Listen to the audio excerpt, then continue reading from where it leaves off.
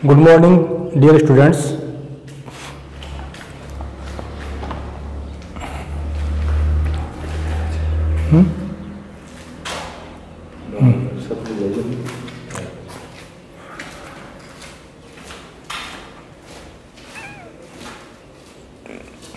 तो हम आपने जो एक्टिव पैसिव वॉइस की क्लास थी उसको आगे कंटिन्यू करते हैं।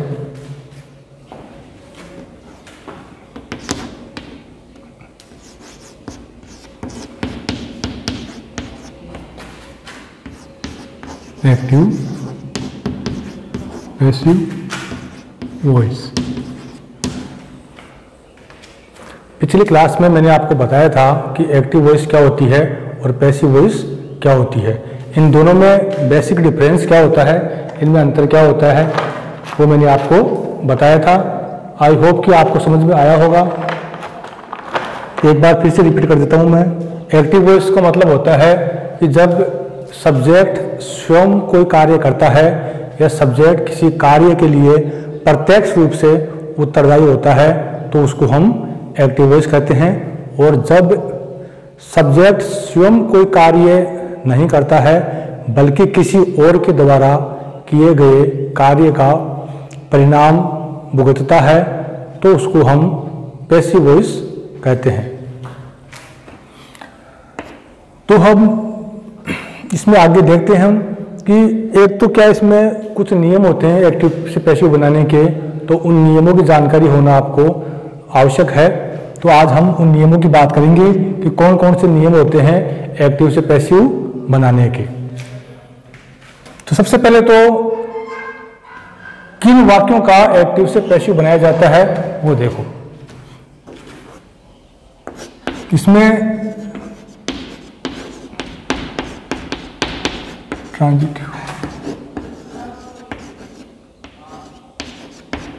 ट्रांजिटिव वर्ब्स वाले वाक्यों का ही पैसिव बनाते हैं। सबसे इंपॉर्टेंट कि किस प्रकार के वाक्यों का हम एक्टिव से पैसिव बनाते हैं।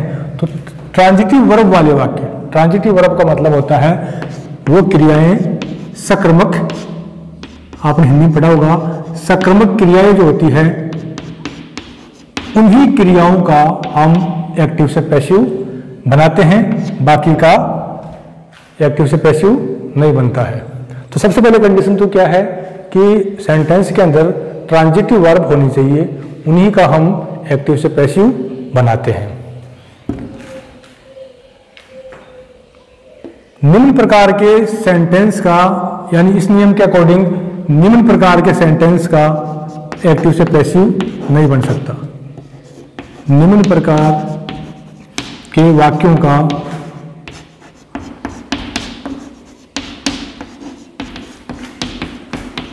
एक्टिव से पैसिव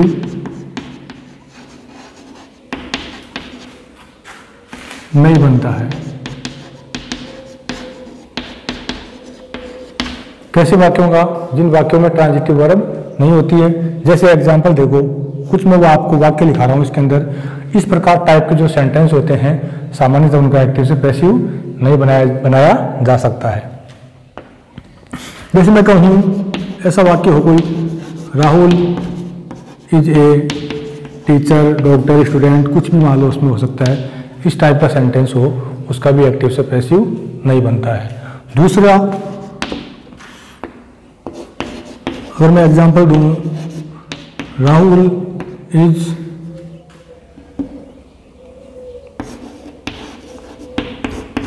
ब्रिलियंट स्टूडेंट, इस टाइप का सेंटेंस भी अगर कोई होता है उसका भी हम एक्टिव से पैसिव नहीं बना सकते हैं। इसके अलावा मैं कहूँ he lives in Jaipur road, sir कुछ भी हो सकता है यहाँ पर, इस प्रकार का सेंटेंस हो, उसका भी एक्टिव से पैसिव नहीं बना सकते हैं क्योंकि इनमें ट्रांजिटिव वर्ब नहीं है। फोर्थ टाइप का, birds fly in the sky, या Ram is going to college, school, hospital, कुछ भी हो सकता है यहाँ पर। तो इस प्रकार के जो सेंटेंस होते हैं उनका एक्टिव से पैसिव नहीं बनता है, इनका पैसिव वॉइस नहीं बनाते हैं।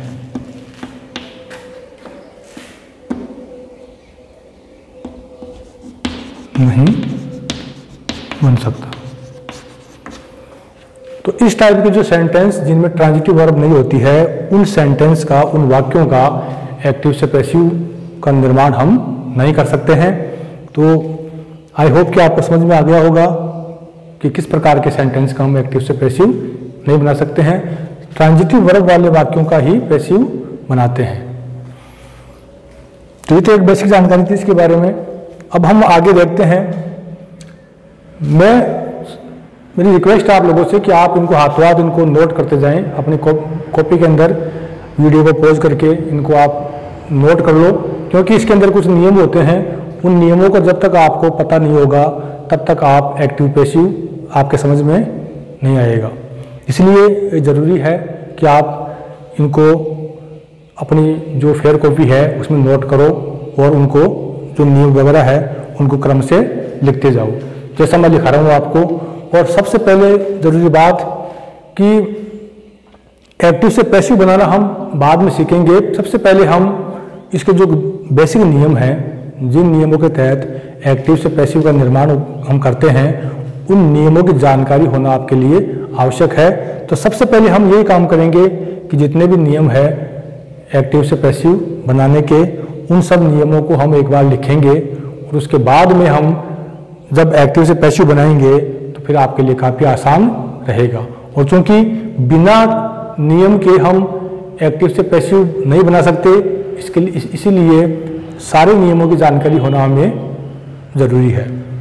तो अब मैं आपको वो नियम बता रहा हूँ जो एक्टिव से पैसिव बनाने में काम में आते हैं, जिनका हम यूज करेंगे एक्टिव से पैसिव बनाने में।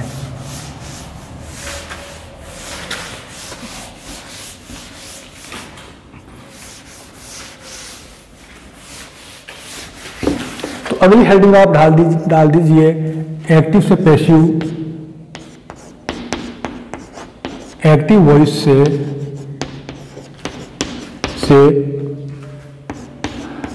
पैसिव वॉइस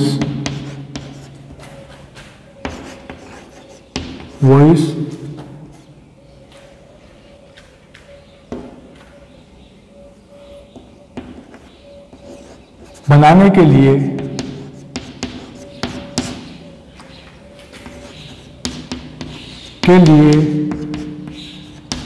हमें निम्न परिवर्तन करने होते हैं।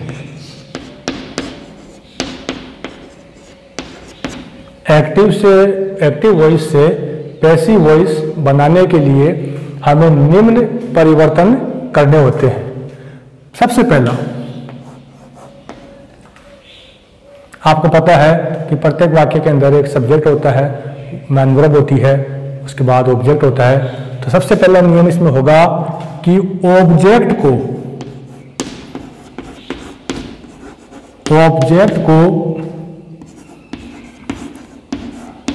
सब्जेक्ट के स्थान पर लिखते हैं, के स्थान पर लिखते हैं। यानी सबसे पहला नियम है कि सेंटेंस में, एक्टिव वॉइस के सेंटेंस में ऑब्जेक्ट है, उस ऑब्जेक्ट को हम पैसिव वॉइस जब बनाएंगे तो उसको सब्जेक्ट के स्थान पर लिखते हैं। सबसे पहला नियम। रूल नंबर 2,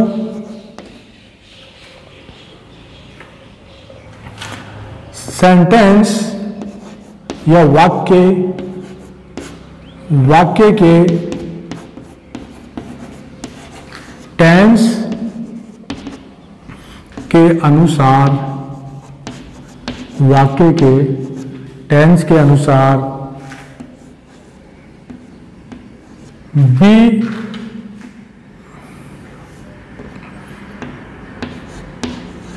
वर्ब की उचित फॉर्म या रूप का यूज करते हैं।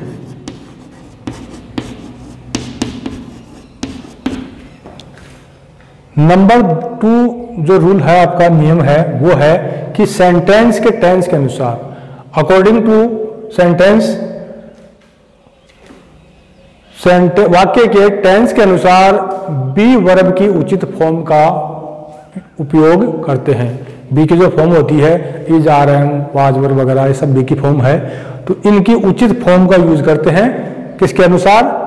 सेंटेंस के टेंस के अनुसार। यानी आपको सेंटेंस का टेंस भी पता होना चाहिए कि ये जो सेंटेंस लिखा हुआ है एक्टिव वॉइस का, वो किस टेंस में लिखा हुआ है, और उसी के अकॉर्डिंग बाद में आपको जब आप उसका पैसिव बनाते हो तो उसका टेंस के अंदर बी की उचित फॉर्म का उपयोग आप करते हो। रूल नंबर 3,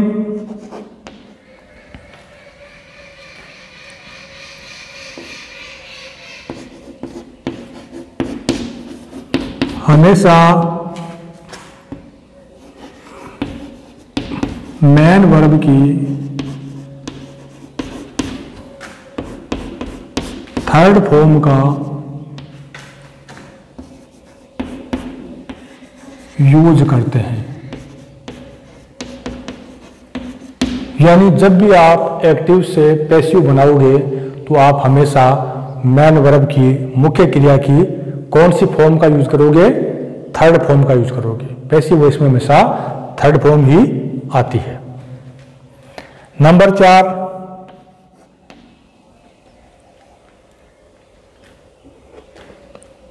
सामान्यतः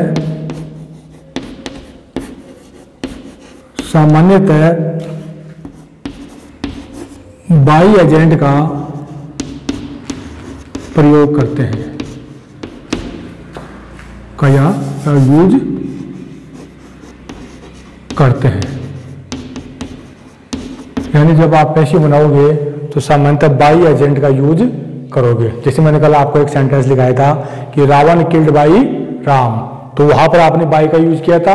तो इस तरह से आपको सामान्यतः बाई का यूज करते हो आप।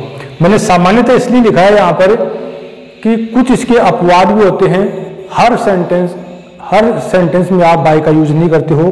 कुछ सेंटेंस ऐसे होते हैं जो अपवाद हैं, उनमें आप बाई का यूज नहीं करते हैं। वो सेंटेंस कौन से हैं वो हम आगे पढ़ेंगे बाद में, लेकिन मोस्टली अधिकांश जो सेंटेंस होते हैं उनमें सामान्यतः बाई का यूज ही किया जाता है। फिर रूल नंबर 5, प्रोनाउन। प्रोनाउन का मतलब आप जानते हो, इसको हिंदी में कहते हैं सर्वनाम। प्रोनाउन की उचित रूप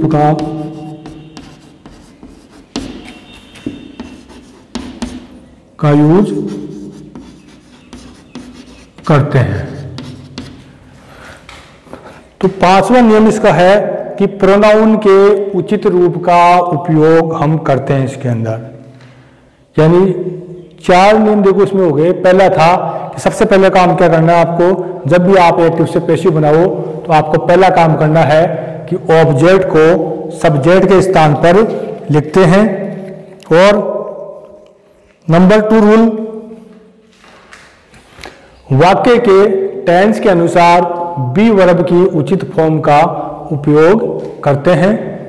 नंबर 3, जब भी आप पैसिव वॉइस बनाओगे तो हमेशा मैन वर्ब की थर्ड फॉर्म का यूज करते हैं। चौथा, सामान्यतः बाई का यूज करते हैं। और 5वां नियम है प्रोनाउन के उचित रूप का यूज करते हैं। और लास्ट नियम जो है 6, वो पहले वाला नियम का अपोजिट है। पहले वाले नियम का अपोजिट है, मैं इसको ऊपर लिख रहा हूँ। तो ये 6th नियम जो है वो आपका हो जाएगा, पहले वाला जो नियम था कि ऑब्जेक्ट को सब्जेक्ट के स्थान पर लिखते हैं, उसका जस्ट अपोजिट हो जाएगा सब्जेक्ट को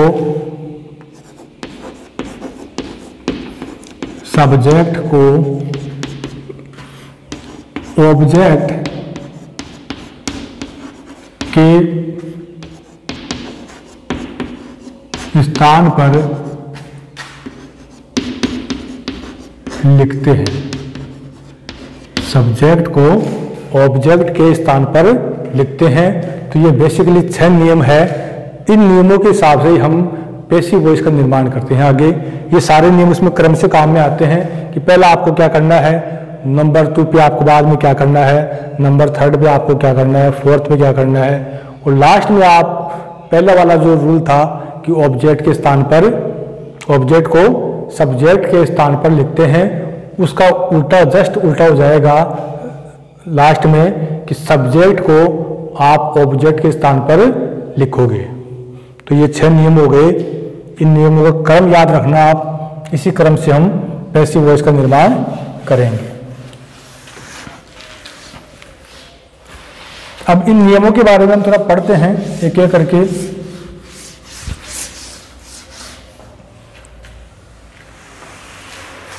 पहला हम देखते हैं इसके अंदर अभी कि प्रोनाउन में परिवर्तन, यानी प्रोनाउन में आप चेंज क्या करोगे, प्रोनाउन में परिवर्तन। हेडिंग डाल दो आप, प्रोनाउन में परिवर्तन। जो एक बार उसको समझना, सिंपल है, ज्यादा कुछ नहीं है। सब्जेक्ट है आपका ऑब्जेक्ट, और यहां पर आपको इन सब के साथ में बाई का यूज करना है। अगर सब्जेक्ट आपका फर्स्ट पर्सन है, आई है, तो जब आप इसका पैसिव बनाओगे तो इसका आई का क्या हो जाएगा, मी। लास्ट में लिखोगे आप बाई मी, उसके पहले बाई का यूज करोगे आप, तो आई का हो जाएगा मी। अगर आपका सब्जेक्ट वी है तो वी का हो जाएगा अस। सब्जेक्ट यदि आपका ही है तो ही का कर दोगे आप हिम। सब्जेक्ट आपका अगर सी है तो सी का हो जाएगा हर। सब्जेक्ट अगर आपका दे है तो दे का हो जाएगा आपका देम। इसके अलावा सब्जेक्ट अगर आपका यू है तो यू में कोई चेंज नहीं होगा, यू का यू ही रहेगा, यू का यू ही रहेगा। सब्जेक्ट अगर आपका इट है,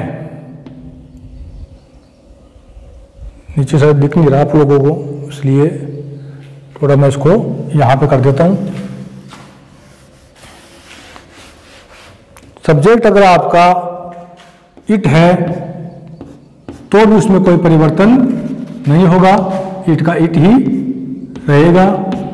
और यदि किसी का नाम दिया हुआ है, जैसे राम वगैरह है, किसी का नेम है, श्याम वगैरह है, तो ऐसा नहीं है कि आप राम का श्याम कर दो, ऐसा नहीं करना आपको। सब किसी का नेम वगैरह दिया हुआ है तो वो एज इट इज ही रहेगा, उसमें कोई परिवर्तन नहीं करोगे आप। तो ये आपका हो गया प्रोनाउन में परिवर्तन, कि आपको प्रोनाउन में क्या क्या परिवर्तन करना है वो, तो उसको उतार लेना इसको, और इसको याद करना कि जब हम पैसिव बनाएंगे तो आई का हो जाएगा मी, वी का हो जाएगा अस, और ही का हो जाएगा हिम, सी का हो जाएगा हर। अगर दे है तो दे का हो जाएगा देम। उसके पहले आपको बाय का यूज करना है, बाय देम। यू का यू ही रहेगा। इट अगर सब्जेक्ट है तो उसमें भी कोई परिवर्तन नहीं करते हैं। और अगर किसी का नाम दिया हुआ है तो उसमें भी कोई चेंज नहीं करते हैं। तो ये तो हो गया कि प्रोनाउन में परिवर्तन क्या क्या करने होते हैं आपको, वो मैंने आपको लिखा दिया है। अब हम इसके बाद अगला जो नियम है वो देखते हैं।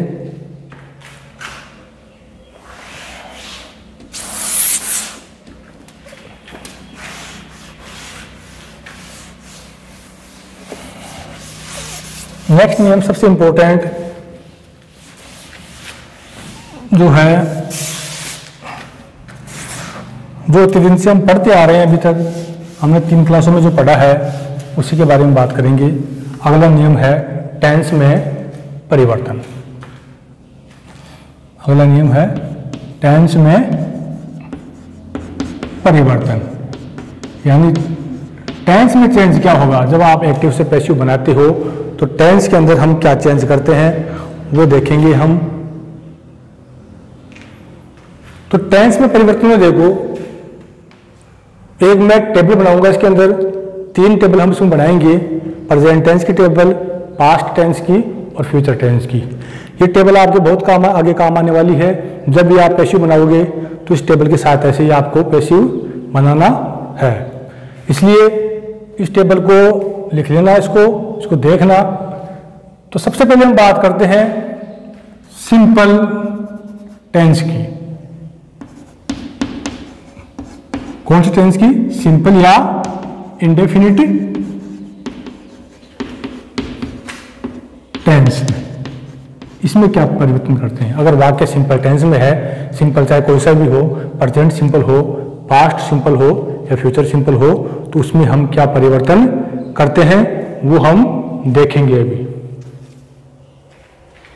तो इसमें आपको एक टेबल बनानी है, उस टेबल के आप 3 इसमें ब्लॉक कर लो। एक तो इसमें हम लिख दिया, यहां पर लिख दोगे आप इंडेफिनिट या सिंपल टेंस। एक ब्लॉक तो आपका ये हो गया इंडेफिनिट या सिंपल टेंस का, ऐसे इसमें लाइन खींच दो एक। उसके बाद में यहां पर आपको लिखना है एक्टिव वॉइस। एक्टिव वॉइस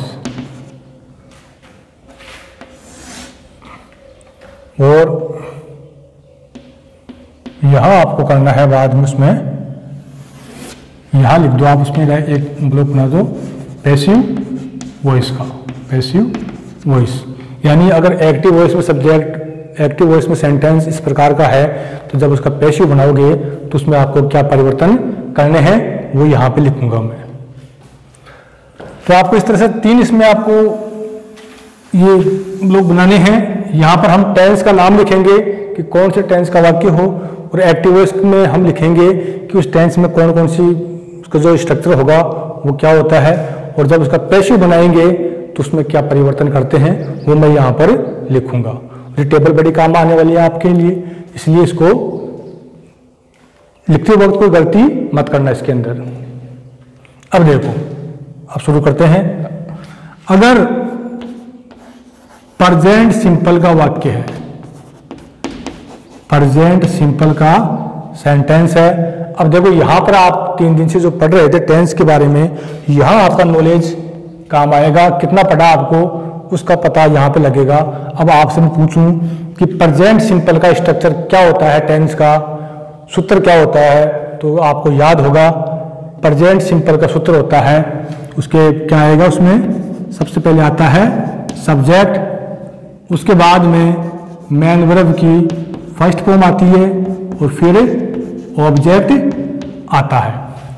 तो ये तो स्ट्रक्चर हो गया प्रेजेंट सिंपल के वाक्य का। एक्टिव में आपको ऐसा सेंटेंस दिया हुआ आएगा जिसमें सब्जेक्ट होगा, मेन वर्ब की फर्स्ट फॉर्म होगी और लास्ट में क्या होगा, ऑब्जेक्ट होगा।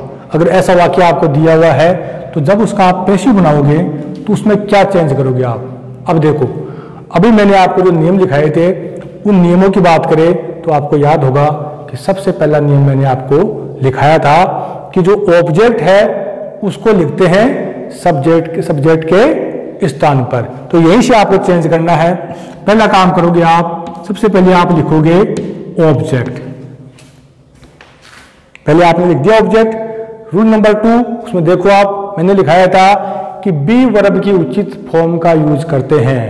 यानी यहां पर बी वर्ब की उचित फॉर्म क्या हो जाएगी, प्रेजेंट टेंस से सिंपल है तो वहां पर हो जाएगा इज, आर या एम, इनमें से किसी एक फॉर्म का यूज होगा सब्जेक्ट के अकॉर्डिंग। तो नंबर 2 रूल का नियम का पालन यहां पर हो गया। अब आप रूल नंबर 3 देखो, मैंने उसमें आपको लिखाया था कि हमेशा मैन वर्ब की थर्ड फॉर्म का यूज करते हैं। तो यहां पर वही आप कर दोगे कि जो मैन वर्ब है उसकी कौन सी फॉर्म आएगी, थर्ड फॉर्म का यूज करोगे आप। तो आपको यहां पर मैन वर्ब की थर्ड फॉर्म का यूज करना है। उसके बाद रूल नंबर 4 मैंने आपको लिखाया था कि सामान्यतः बाई का यूज करते हैं। तो ये आपको यहाँ पर, इसके आगे का मैं कंटिन्यू लिख रहा हूँ, यहाँ पर जगह नहीं इसलिए यहाँ पर लिख रहा हूँ मैं। आपको लिखना है बाई, बाई लिख दिया आपने। उसके बाद रूल नंबर जो 6 है, लास्ट वाला है, पहले का जस्ट अपोजिट, बाई क्या कर दोगे आप, सब्जेक्ट। तो ये आपका परिवर्तन ऐसे हो गया। आपको जब भी आप आगे सेंटेंस बनाओगे तो आपको टेबल को इसी रूप में देखना है कि टेबल में देखना है कि अगर एक्टिव वॉइस का सेंटेंस इस फॉर्म में है, इस स्ट्रक्चर में है, तो जब उसका पैसिव बनाएंगे तो हम उसमें क्या परिवर्तन करेंगे। सबसे पहला परिवर्तन होगा कि पहले लिखोगे आप ऑब्जेक्ट, उसके बाद में बी वर्ब की उचित फॉर्म का यूज करोगे आप सिंपल प्रेजेंट टेंस में, इज, आर, एम में से किसी एक का यूज करोगे। उसके बाद में मैन वर्ब की थर्ड फॉर्म का यूज करोगे। उसके बाद में बाई, और फिर लास्ट में पहले वाला नियम का उल्टा जस्ट अपोजिट आप कर दोगे कि जो ऑब्जेक्ट है वहां पर क्या लिखोगे, सब्जेक्ट। तो आई थिंक कि आपको समझ में आया होगा कि हम किस प्रकार से परिवर्तन करने हैं। उसके बाद में आगे देखते हैं, प्रेजेंट सिंपल की बात हो गई। अब बात करते हैं अगर सेंटेंस पास्ट सिंपल में हो तो। अगर पास्ट सिंपल का वाक्य है तो आप क्या करोगे। देखो, पास्ट सिंपल के वाक्य का सूत्र होता है जो आपको एक्टिव वॉइस में दिया हुआ आएगा, वो होगा क्या आएगा, सब्जेक्ट आएगा पहले आता है, और फिर मैंने बताया था आपको कि मैन वर्ब की सेकंड फॉर्म का यूज करते हैं प्लस ऑब्जेक्ट। सूत्र सारे आपको लिखाए थे, इसलिए लिखाए थे ताकि आपको यहां प्रॉब्लम नहीं आए। अब देखो यहां पर ये तो हो गया एक्टिव वॉइस का सूत्र हो गया। अब जब इसका हम बनाएंगे पैसिव तो आपको इसी के अकॉर्डिंग आपको उसका पैसिव बनाना है। जो 6 नियम आपको लिखाए हैं उसी के अकॉर्डिंग उसमें परिवर्तन करना है। तो पहला इसमें नियम हो जाएगा कि पहले आप लिखोगे, सबसे पहले लिखोगे आप ऑब्जेक्ट। अब यहां पर देखो नंबर 2 पे बी वर्ब की उचित फॉर्म, टेंस के मैंने उसमें लिखाया था कि वाक्य के टेंस के अनुसार, यहां सिंपल पास्ट टेंस है तो बी की फॉर्म यहां पर क्या हो जाएगी, वाज या वर हो जाएगी। यहां पर वाज या वर। फिर वही रूल नंबर 3 क्या कि जो मैन वर्ब है उसकी कौन सी फॉर्म आएगी, मैन वर्ब की थर्ड फॉर्म का यूज आप करोगे। मैन वर्ब की थर्ड फॉर्म, मैन वर्ब की कौन सी फॉर्म, थर्ड फॉर्म का आपको यूज करना है। और उसके बाद आगे सेमी, बाई एजेंट का यूज करोगे आप। उसके बाद में लास्ट में सब्जेक्ट लिखना है। तो ये आपका पैसिव वॉइस ऐसे बन जाएगा आपका। तो ये 2 प्रेजेंट और पास्ट हो गए। अब अगला टेंस है अपना, अगर फ्यूचर सिंपल का सेंटेंस है, अगर फ्यूचर सिंपल का सेंटेंस है तो क्या करेंगे। देखो अभी आपके समझ में आए चाहे नहीं आए कोई दिक्कत वाली बात नहीं है। अभी खाली आप इन नियमों को देख लो एक बार, उसके बाद मेरी गारंटी है जबकि अगर ये नियम आपने सारे लिख लिए, आपको इनमें याद हो गए या आपको नियम समझ में आ गए, तो उसके बाद में पैसिव बनाने में कोई प्रॉब्लम नहीं आएगी आपको। उसका अगर फ्यूचर सिंपल का सेंटेंस है, अब यहाँ आपको अपने दिमाग को थोड़ा रिवाइज करना पड़ेगा, थोड़ा उसको रिमाइंड करना पड़ेगा कि आपको मैंने आपको लिखाया था कि फ्यूचर सिंपल का सूत्र क्या होता है, उसका फॉर्मूला क्या होता है, वो आपको उसमें देखना पड़ेगा। तो यहाँ उसका फॉर्मूला हो जाएगा, पहले आएगा सब्जेक्ट, फिर साइक्रिया विलिया सेल प्लस मैन वर्ब की फर्स्ट फॉर्म का यूज करते हैं और लास्ट में ऑब्जेक्ट। तो ये फॉर्मूला हो गया फ्यूचर सिंपल टेंस का। और जब इसका पैसिव बनाएंगे, अगर हम इसका पैसिव बनाएंगे तो आपको वैसे ही परिवर्तन करना है। तो इसमें पहला चेंज क्या होगा, सबसे पहले आप लिखोगे ऑब्जेक्ट, उसके बाद में साइक्रिया, इसके अंदर आप विल सेल का यूज करोगे, इसी का आपको यूज करना है। हाँ, थोड़ा परिवर्तन यहां पर यह होगा कि विल सेल के बाद में आपको बी का भी यूज करना है, बी लिखोगे और उसके बाद में वही आपकी मैन वर्ब की कौन सी फॉर्म आएगी, थर्ड फॉर्म, मैन वर्ब की थर्ड फॉर्म, और फिर वो बाई प्लस सब्जेक्ट। तो ये आपके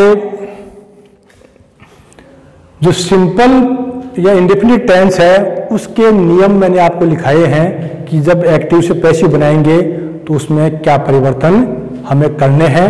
तो ये टेबल, आप इसको टेबल को उतार लो, ऐसी मैं दो टेबल आपको बनवाऊंगा और इस टेबल को उससे समझने में आपको आसानी रहेगी। जब भी आप एक्टिव से पैसिव बनाओगे तो बार बार इस टेबल को आपको देखने की जरूरत पड़ेगी कि अगर टेंस एक्टिव वॉइस का टेंस इस फॉर्मेट में है तो उसका जब पैसिव बनाएंगे तो हमें उसमें क्या परिवर्तन करना है। इसलिए ये टेबल, इस टेबल को समझना, आई थिंक कि आप टेबल समझ गए होंगे, ये टेबल आपको देखनी कैसे है। और बाकी जब हम एक्टिव से पैसिव सेंटेंस बनाएंगे तब आपके और समझ में आ जाएगा ये। तो आज हम एक ही टेबल बनाएंगे क्योंकि इतना समय नहीं है, और कल हम जो कंटिन्यूस टेंस की और जो परफेक्ट टेंस की टेबल है कल वो हम और देखेंगे। और इसको हाथ आप उतारते जाना, लिखते जाना कॉपी के अंदर, इनको नोट करना और इनको समझने की कोशिश करना। एक्टिव पैसिव में कुछ नहीं है, खाली बस जो नियम है वो नियमों का क्रम आपको पता होना चाहिए, उन नियम के अकॉर्डिंग ही सेंटेंस का निर्माण होता है। तो नियम अगर आपको समझ में आ गए या आपको वो नियम याद हो गए तो फिर कोई दिक्कत आपको नहीं आएगी पैसिव बनाने में। तो आज के लिए इतना ही काफ़ी है, कल हम इसके आगे की क्लास कंटिन्यू करेंगे। और एक और बात कि मैं आपसे ये रिक्वेस्ट कर रहा हूँ कि अगर आपने अभी तक हमारे चैनल को सब्सक्राइब नहीं किया है तो राइट कॉर्नर में एक सब्सक्राइब का उसमें ऑप्शन आता है और उसी के पास में एक बेल आइकन बना होता है, उस बेल आइकन पे आपको क्लिक करना है ताकि जो लेटेस्ट अपडेटेड वीडियोज हैं उनकी जानकारी आपको मिलती रहे। और अधिक से अधिक इन वीडियोज़ को आप शेयर करें ताकि अधिकतम स्टूडेंट इनका लाभ उठा सके। और आई होप कि आपकी स्कूल वगैरह शायद जल्दी ही खुल जाएगी, लेकिन उसके पहले आपका इतना जो समय है, आपका जो भी टाइम है, महीने भर का मान लो, 20 दिन का मान लो, तो वो आपका वेस्ट नहीं हो। इसलिए इन क्लासों को आप रेगुलर पढ़ते रहें ताकि जब आपकी ऑफलाइन क्लास शुरू हो जाए तो आपको उसमें कोई प्रॉब्लम नहीं आए और आपका समय का दुरुपयोग भी नहीं हो। इसलिए आप समय निकालकर इन वीडियोस को नियमित रूप से देखा करें, इनको समझने की कोशिश करो। और कोई प्रॉब्लम आपको आती है तो आप कमेंट बॉक्स के अंदर जाकर कमेंट करके हमें बताया करो। तो आज के लिए इतना ही काफ़ी है। Okay, thanks.